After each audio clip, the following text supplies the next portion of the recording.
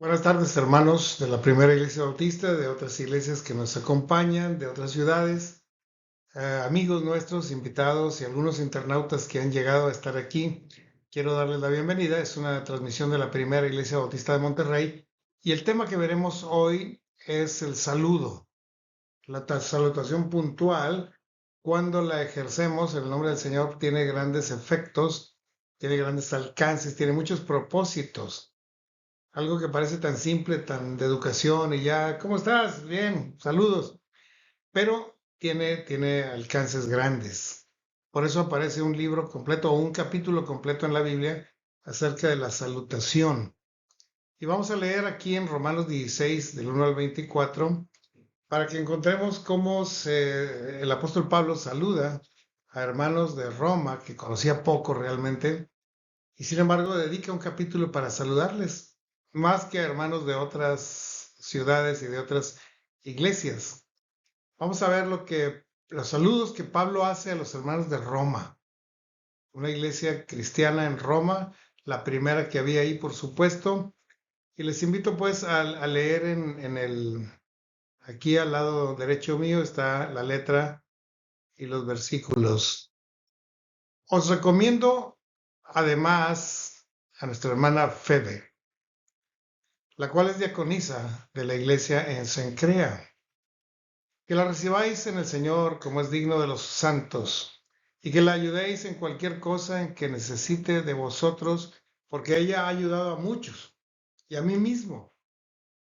Saluden a Priscila y Aquila, mis colaboradores en Cristo Jesús, que expusieron su vida por mí, a los cuales no solo yo doy gracias, sino también todas las iglesias de los gentiles. Saluden también a la iglesia que está en su casa. Saluden a Epeneto, amado mío, que es el primer fruto en Acaya para Cristo. Saluden a María, la cual ha trabajado mucho entre nosotros. Saluden a Andrónico y a Junias, mis parientes y mis compañeros de prisiones, los cuales son muy estimados entre los apóstoles y que también fueron antes de mí en Cristo Jesús. Saluden a Amplias, amado mío en el Señor. Saluden a Urbano, nuestro colaborador en Cristo Jesús, y a Eustaquis, amado mío. Saluden a Apeles, aprobado en Cristo. Saludad a los de la casa de Aristóbulo. Y saluden a Herodión, mi pariente. Saluden a los de la casa de Narciso, los cuales están en el Señor. Saluden a Trifena y a Trifosa, los cuales trabajan en el Señor. Saluden a amada Pérsida, la cual ha trabajado mucho en el Señor. Saluden a Rufo, escogido en el Señor, y a su madre y mía. Saluden a Asíncrito, a Flegonte, a Hermas, a Patrobas, a Hermes y a los hermanos que están con ellos. Saluden a Filólogo, a Julia, a Nereo y a su hermana, a Olimpas y a todos los santos que están con ellos. Saludaos los unos a los otros con un ósculo santo. Los saludan todas las iglesias de Cristo. Pero les ruego, hermanos, que os fijéis en los que causan divisiones y tropiezos en contra de la doctrina que vosotros habéis aprendido y que os apartéis de ellos. Porque estas personas no sirven a nuestro Señor Jesucristo, sino a sus propios vientres, y con suaves palabras y lisonjas engañan los corazones de los ingenuos. Porque vuestra obediencia ha venido a ser notoria a todos, así que me gozo de vosotros, pero quiero que sean sabios para el bien e ingenuos para el mal. Y el Dios de paz aplastará en breve a Satanás bajo vuestros pies. La gracia de nuestro Señor Jesucristo sea con ustedes. Ustedes saludan a Timoteo, ahí lo saluda Timoteo, mi colaborador, Lucio, Jasón y Sosípater, mis parientes. Yo, Tercio, que escribí la epístola, les saludo en el Señor. Y les saluda Gallo, el hospedador mío y de toda la iglesia. Les saluda Erastro, tesorero de la ciudad, y el hermano Cuarto. La gracia de nuestro Señor Jesucristo sea con todos ustedes. Amén. Bien, pues esta es la cadena de salutaciones que Pablo envía. Claro, lo escribió Tercio, fue el amanuense porque Pablo escribía con letras muy grandes y muy feas. Pero Tercio tenía una buena letra y escribió esta carta a los romanos. En este capítulo 16 a los romanos, Pablo hace unas salutaciones inusualmente largas. En todas las epístolas hace saludos a algunos, pero ahora sí fue una lista grande de saludos. Pero lo que llama la atención es que Pablo nunca había estado en Roma, nunca. Siempre había deseado ir, pero nunca estuvo en Roma. ¿Y cómo pues conoce a tantos miembros de aquella iglesia como para mandar saludos a 26 hermanos por nombre y otros por grupo, parientes y esclavos de algunos de ellos? Así que se juntan casi 50 personas que Pablo conoce de una manera indirecta, ¿verdad? La gran mayoría de ellos los había conocido en sus viajes, en sus estancias en Asia y Macedonia, y ellos ya habían llegado a Roma y los manda saludar. Y de otros nada más había oído hablar de ellos, pero él está saludándolos a todos, ¿verdad? Ahora, ¿cuál es el propósito de tanta salutación? Dedicar un capítulo de la Biblia a puros saludos sí estaba extraño, ¿no? Hay capítulos de puras genealogías, hay capítulos de puros leyes, hay capítulos de puras fiestas, pero este es un capítulo de puras salutaciones. ¿Tiene algún sentido? ¿Sirve para algo saludar a las personas? Bien, pues aquí vamos a ver 5 aspectos en los cuales sirve mucho que saludemos a los hermanos. Fíjense que hay iglesias tan grandes en las cuales los hermanos ni se saludan porque no se conocen. Le pasa a muchas iglesias católicas que la gente va, está ahí en misa y está en la reunión, pero no conoce a los demás, se acaba ahí, se va cada quien por su lado, no se conocen, no se saludan, no se transmite ningún sentimiento y es triste para eso. Hay iglesias bautistas muy grandes en las cuales la gente no se conoce. El pastor no conoce a todos y se saludan poco. Pero la idea de Pablo y la idea de Dios es que sí nos saludemos unos a otros, todos. Pablo manda salutaciones primero para identificarse con una iglesia a la que nunca había visitado antes. Esa es la primera intención, ¿no? Hacerles ver que sí conoce a muchos de ellos, aunque no ha estado en Roma. Segundo propósito es recomendar a los hermanos que iban para allá, para que lo reciban bien, para que lleguen a casa los hermanos, porque si nosotros vamos a una iglesia que está en Guadalajara, nos sentimos en casa porque somos de la misma iglesia bautista. Y vamos a otra iglesia en la Ciudad de México y nos sentimos en casa. Si vamos a una iglesia en Estados Unidos, nos sentimos en casa.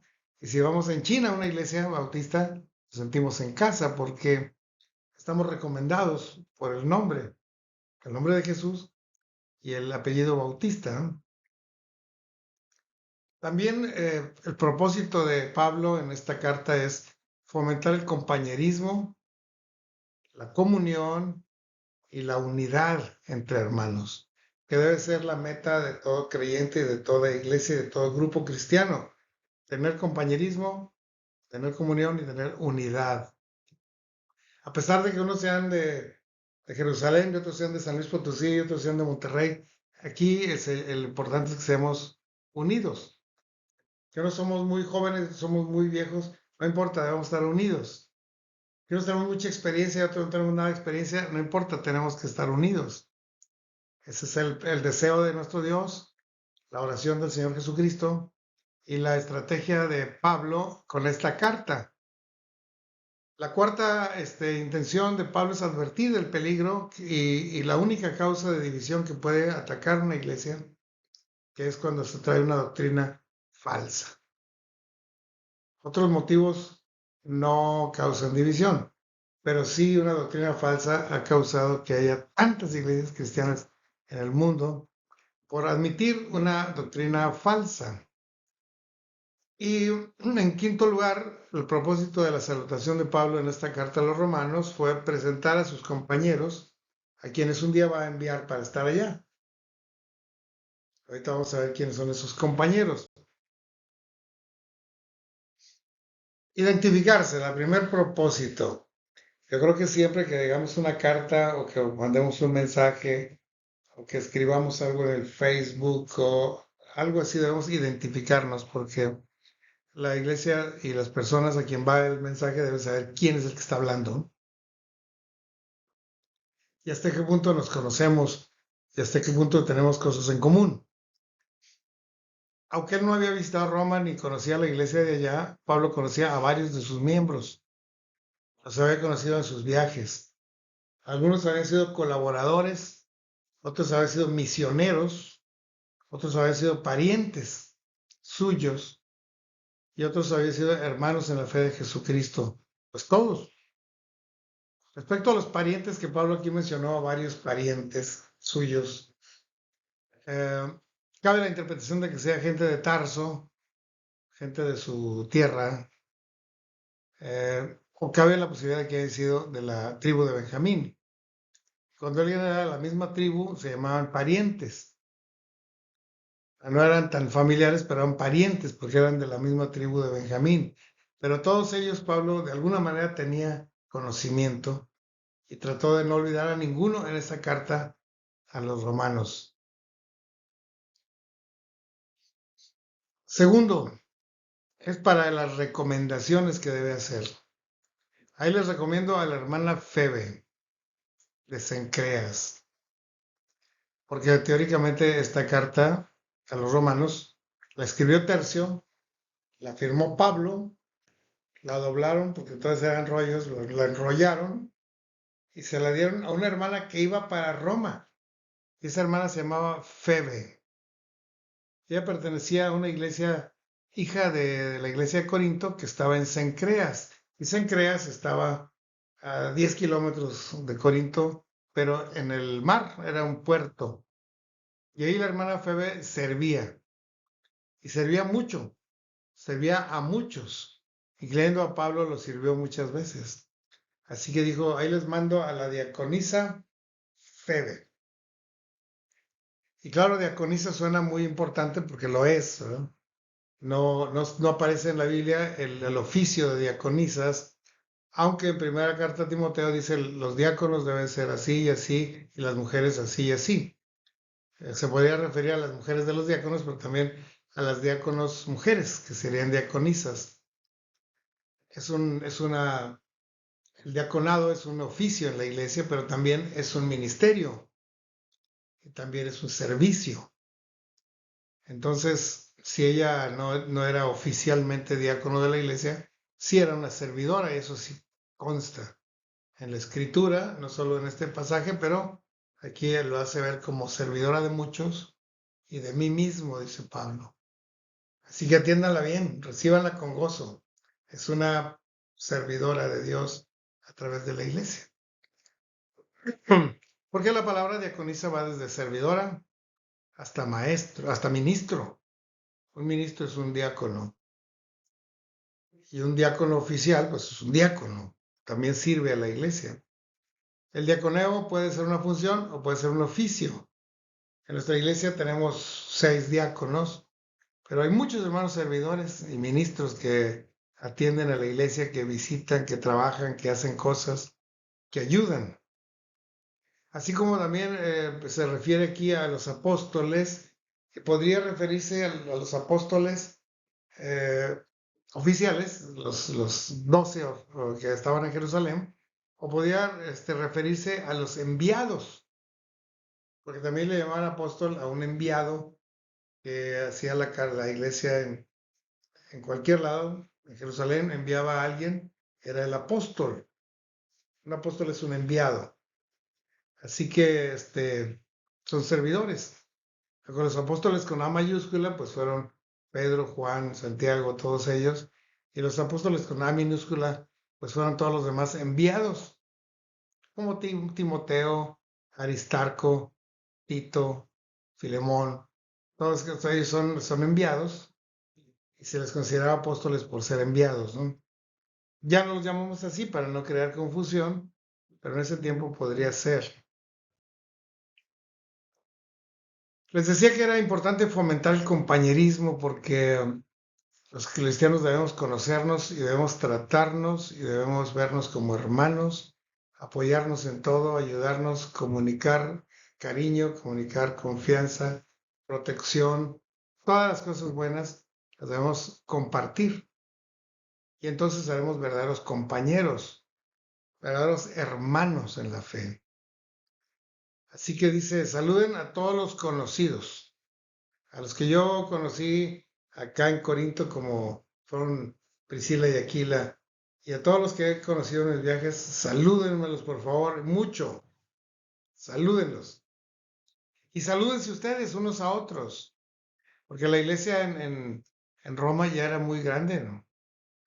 Era una iglesia que a pesar de las persecuciones reunía a cientos, quizás a miles de personas y algunas veces en casas, otras veces allá en las catacumbas, en los sepulcros, en los pasajes subterráneos, se reunían. Pero Pablo dice, más que nada, salúdense, conózcanse. Recuerdo que una vez mi padre dio esta instrucción a la iglesia, miren, el templo está bien lleno, ya se va a acabar el culto y todos se van a ir, pero nadie se vaya a ir hasta que salude por lo menos a 10 hermanos.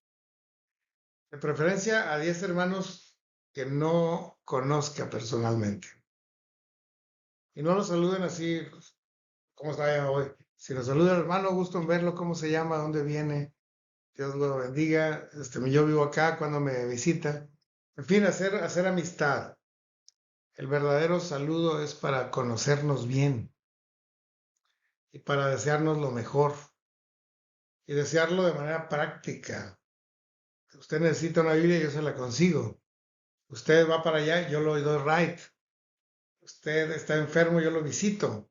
Es conocernos bien y conocer nuestras necesidades y apoyarnos unos a otros. Y recomienda aquí, como en otras partes de la Biblia, salúdense con un beso santo, ¿verdad? Porque el beso en los países orientales era una costumbre social muy frecuente, ¿no? Incluso entre hombres se daba un beso en la mejilla, como lo hacía Judas cuando entregó al Señor, se le dio un beso, porque era una costumbre oriental. Hoy tenemos equivalentes al ósculo santo, ¿verdad? En Estados Unidos no se dan besos los hermanos porque, y menos un hermano o una hermana, se sienten incómodos, pero se dan la mano. Hermano, Dios le bendiga mucho. Y en los países latinos damos un abrazo. ¿Cómo está, hermano? Dios le bendiga. Y eso trae bendición, y trae compañerismo, y trae confianza, y trae cariño. Expresa muchas cosas, transmite muchas cosas. Es un signo físico de bienvenida, es un signo físico de aceptación. Te aceptamos aquí, hermano. Claro que sí. Es un signo físico de comunión, es un signo físico de unidad. También en este capítulo hace un pequeño paréntesis Pablo para advertir sobre un peligro que se cernía. Así como estaban llegando misioneros enviados, eh, hermanos migrantes que iban de un lado para otro, también estaban llegando ahí falsos maestros que traían una falsa doctrina.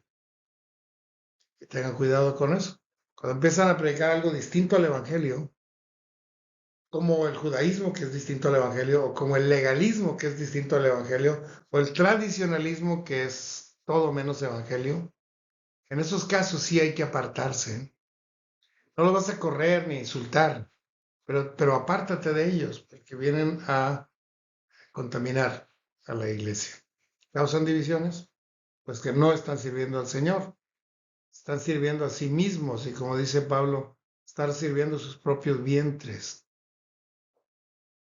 Si su doctrina se aparta del Evangelio, debemos retirarnos de ellos. No retirarlos a ellos, sino retirarnos nosotros, porque retirarlos es un juicio, es una cosa indebida, pero sí apartarnos, no frecuentar a alguien que trae falsas doctrinas. Bueno, finalmente Pablo presenta a sus colaboradores, ¿no? Era su equipo, eran su equipo de trabajo, su equipo de combate, magníficos todos, y él los mandó luego a visitar las iglesias, adelantarse o quedarse atrás para cuidar de la iglesia un tiempo más. Y gracias a ese equipo las iglesias crecieron bastantes. Quizás el primero de todos fue Timoteo, su hijo en la fe, su primer discípulo, que aprendió muchas cosas y que atendió a los hermanos de Éfeso y de otras ciudades importantes. También estaban en esta situación sus parientes Lucio, Jasón y Sosípater, que eran judíos, que eran benjaminitas y que servían en la obra del Señor. Gallo, un hospedador que tenía en su casa la iglesia de Corinto, ahí estaban reunidos en Gallo con Gallo. Tercio, el amanuense que escribía la carta de los romanos, y Erasto, el tesorero de la ciudad, que también servía al Señor, y Cuarto, así llamaba el último de los colaboradores de Pablo en ese momento.